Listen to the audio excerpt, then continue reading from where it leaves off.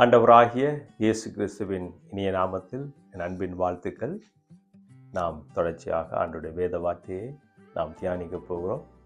பாருங்கள், வீடியோக்குள்ளே போகலாம்.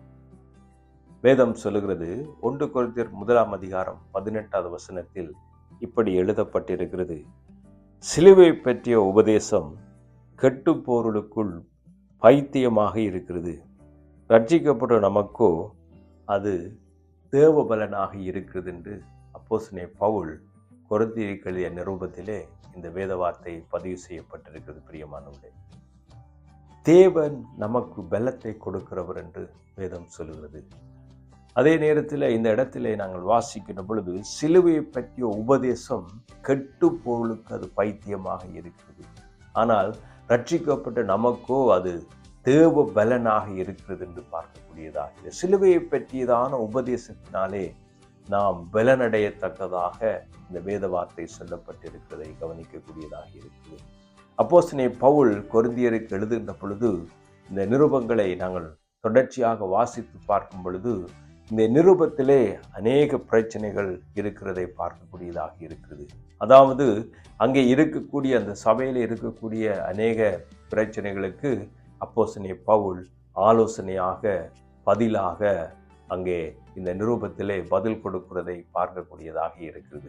இந்த இடத்திலே அவர் 2 குழுவினரை, இல்லாவிட்டால் 2 விதமான மக்களை அறிமுகப்படுத்துவதை பார்க்கலாம். ஒன்று கெட்டு போறவர்களாக இருக்கிறார்கள், 2வதாக ரட்சிக்கப்படுகிறவர்கள் என்று அங்கே அப்போஸ்தலனாகிய பவுல் 2 குழுவை, இல்லாவிட்டால் 2 மக்களை வேறு பிரித்து காண்பிக்கிறதை இந்த இடத்திலே பார்க்கக்கூடியதாக இருக்கிறது.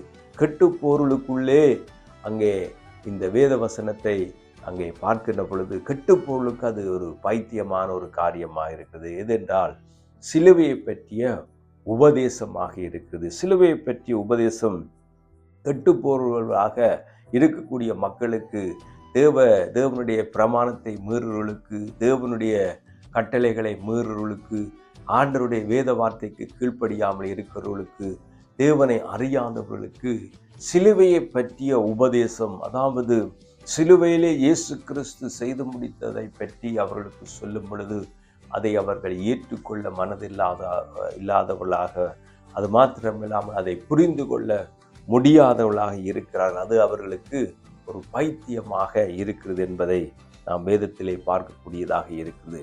இங்கே மேல் வசனங்களை நீங்கள் வாசித்து பார்ப்பீர்கள். அதாவது குறிப்பாக 12வது வசனம், 13வது வசனம், 11வது வசனங்களை எல்லாம் நீங்கள் வாசிக்கும் பொழுது, அவர்கள் ஒரு அப்போஸ்தலனை சேர்ந்தவர், நான் அப்போஸ்தலனை சேர்ந்தவர் என்றும், சிலர் கேபாவை சேர்ந்தவர் என்றும், சிலர் அப்பல்லோவை சேர்ந்தவர்கள் என்றும், சிலர் கிறிஸ்துவை சேர்ந்தவர்கள் என்றும் 3-4 விதமான குழுக்கள் அங்கே காணப்படுவதை நாம் வேதத்திலே பார்க்கக்கூடியதாக இருக்கிறது.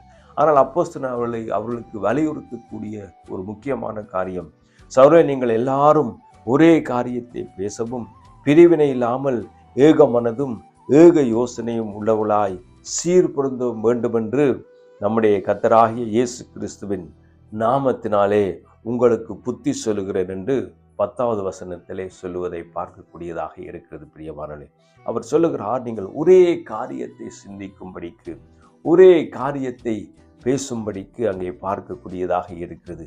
அவர் சொல்லுகிறார், பிரிவினை இல்லாமல் ஏக மனதுள்ளவளாக இருக்கும்படிக்கு, எந்த பிரிவும் நம்முடைய வாழ்க்கையில் இல்லாதபடிக்கு.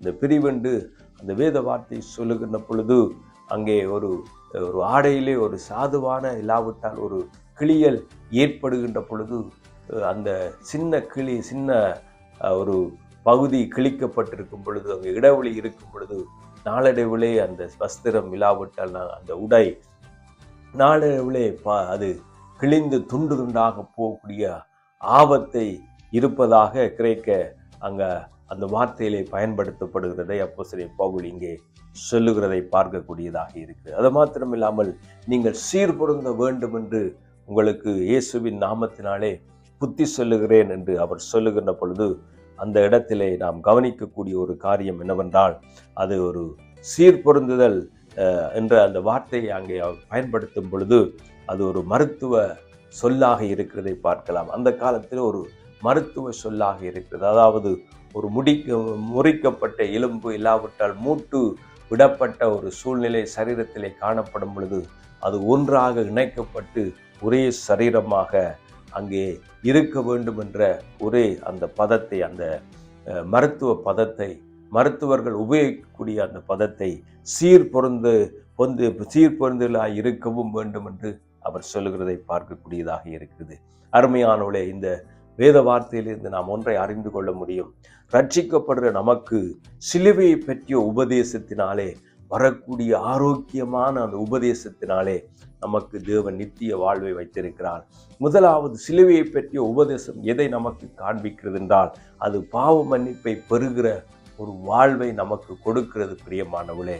அது மாத்திரமில்லை, இரண்டாவதாக ஒரு பரிசுத்தமான ஒரு வாழ்வை கொடுக்கிறது, பரலோக வாழ்வை கொடுக்கிறது, நித்தியமான ஒரு வாழ்வை இந்த சிலுவையை பற்றிய உபதேசம் நமக்கு கொடுக்கிறது. முக்கியமாக நம்மை பாவத்திலிருந்து விடுவிக்க இயேசு கிறிஸ்து சிலுவையிலே மரித்து உயிர்த்தெழுந்தார் என்பதை பார்க்கக்கூடியதாக இருக்கிறது. எனக்காக உங்களுக்காக இயேசு கிறிஸ்து சிலுவையிலே அடிக்கப்பட்டார், அவர் இரத்தம் சிந்தினார். எனக்காக உங்களுக்காக நம்முடைய பாவங்களுக்காக இயேசு கிறிஸ்து சிலுவையிலே கல்வாரியிலே இரத்தம் சிந்தி மரித்தார் பிரியமானவர்களே. அவரை அடக்கம் பண்ணப்பட்டார்கள். வேத வார்த்தையின்படி அவர் 3ஆம் நாள் உயிரோடு கூட எழுந்து இன்றைக்கும் இந்த இயேசு கிறிஸ்து உயிர்த்தெழுந்த தேவனாக இருக்கிறார் என்பதை பார்க்கலாம். இந்த சிலுவையை பற்றிய உபதேசம் கெட்டுப்போர்களுக்குள்ளே அது பைத்தியமாக இருக்கிறது. ஆனால் அன்றைக்கு இருந்த மக்கள், அன்றைக்கு அப்போஸ்தலன் பவுல் எழுதுகின்ற இந்த ரோம நிருபத்தை எழுதுகின்ற பொழுது இருந்த காலகட்டங்கள், கலாச்சாரங்கள், சூழ்நிலைகளை நீங்கள் பார்க்கின்ற பொழுது அங்கே தத்துவ ஞானிகள் தத்துவத்தை குறித்து, ஞானத்தை குறித்து அதிகமாக பேசின ஒரு காலமாக இருக்கிறது.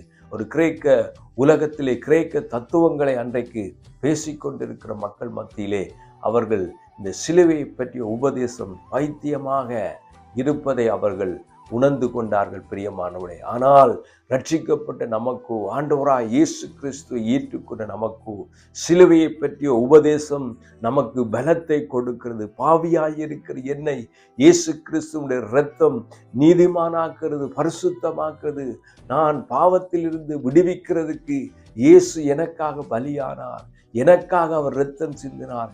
இன்னும் நான் தொங்க வேண்டிய சிலுவையிலே, நான் அடிக்கப்பட வேண்டிய சிலுவையிலே, நான் நிந்திக்கப்பட வேண்டிய சிலுவையிலே ஆண்டவராய் இயேசு கிறிஸ்து எனக்கு பதிலாக அவர் இரத்தம் சிந்தினார், அவர் அடிக்கப்பட்டார், அவர் இரத்தம் சிந்தினார், அவர் எனக்காக மரித்தார். இயேசு கிறிஸ்து எனக்காக உயிர்த்தெழுந்த தேவனாக இன்றைக்கும் வாழ்ந்து கொண்டிருக்கிறார். அவருடைய நீதியினாலே, அவருடைய இரத்தம் சிந்துவதினாலே, அவர் பாவமில்லாத பரிசுத்தம் உள்ள தேவன் சிந்தின இரத்தத்தினாலே என் பாவம் நீக்கப்பட்டு நான் இன்றைக்கு தேவனை தரிசிக்கக்கூடியதாக, ஆண்டவரை தேடக்கூடிய ஒரு மனிதனாக மாறுவதற்கு இந்த சிலுவை உபதேசம், சிலுவையிலே இயேசு கிறிஸ்து செய்து முடித்ததை, அவர் செய்த எல்லா காரியங்களையும் நினைக்கும் பொழுது, வேதத்தை வாசிக்கும் பொழுது, இந்த சத்தியத்தை அறிந்து கொள்ளும் பொழுது எவ்வளவு ஆச்சரியமாயிருக்கிறது. எனக்காக இயேசு எல்லாவற்றையும் செய்து முடித்திருக்கிறார். எனக்காக இயேசு கிறிஸ்து எல்லாவற்றையும் செய்து முடித்திருக்கிறபடினால் அவருடைய சிலுவையினுடைய அந்த அப்போஸ்தலன் பவுல் சொல்கிற சிலுவையின் உபதேசத்தினால இயேசு கிறிஸ்து எனக்காக சிலுவையில் செய்து முடித்த எல்லா காரியத்தையும் நான் விசுவாசிக்கும் பொழுது, ஏற்றுக்கொள்ளும் பொழுது ஆண்டவருடைய இரத்தம் என்னை பரிசுத்தமாக்குறது. பிரியமானவர்களே, யோவானிலே நாங்கள் வாசிக்கும் பொழுது இயேசு கிறிஸ்துவின் இரத்தம் சகல பாவங்களையும் நீக்கி நம்மை சுத்திகரிக்கிறார் என்று வேதத்திலே சொல்லப்பட்டிருக்கிறது. அருமையானவர்களே, இந்த சிலுவை பற்றிய உபதேசம் கெட்டு பொருளுக்குள்ளதான் அது பைத்தியமாக இருக்கிறது. ஆனால் ரட்சிக்கப்பட்ட எனக்கோ உங்களுக்கோ ஆண்டவர் சிலுவையிலே செய்து முடித்ததை பார்க்கும் பொழுது, இயேசு கிறிஸ்து எனக்காக சிலுவையிலே செய்து முடித்ததை நினைக்கும் பொழுது, அவர் சிலுவையிலே மரிக்கும் பொழுது கடைசியாக சொன்ன வார்த்தை முடிந்தது என்று ஆண்டவர் சொன்னார். எல்லாவற்றையும் செய்து முடித்த இயேசு கிறிஸ்து உயிர்த்தெழுந்த தேவனாக இன்றைக்கும் ஜீவிக்கிறவராக இருக்கிறார். இந்த இயேசு கிறிஸ்து உங்கள் வாழ்க்கையிலே இரட்சகராகவும் ஆண்டவராகவும் ஏற்றுக்கொள்ளும் பொழுது அவர்கள் தருகிற பாவ மன்னிப்பையும் பாவ வாழ்விலிருந்து விடுதலையையும் நாம் பெற்றுக்கொள்ள முடியும். அது மாத்திரமில்லை, நித்திய சமாதானத்தை ஆண்டவர் கொடுக்கிறார். அது மாத்திரமில்லை, பரிசுத்த வாழ்வை ஆண்டவர் கொடுக்கிறார், பரலோக வாழ்வை கொடுக்கிறார், நித்திய வாழ்வை ஆண்டவர் கொடுக்கிறார். பிரியமானவர்களே, இந்த வாழ்வை அனுபவிக்க ஆண்டவர் உங்களை அழைக்கிறார். இந்த வேளையில உங்களுக்காக நான் ஜெபிக்கும்படி விரும்புகிறேன். அன்புள்ள பிதாவே, உம்மை நன்றியோடு துதிக்கிறோம் அப்பா. இந்த சிலுவையிலே நீர் செய்து முடித்த காரியங்களை, புண்ணியங்களை நாங்கள் நன்றி செலுத்துகிறோம். எங்களுக்காக நீர் செய்து முடித்த காரியங்களுக்காக உமக்கு ஸ்தோத்திரம்.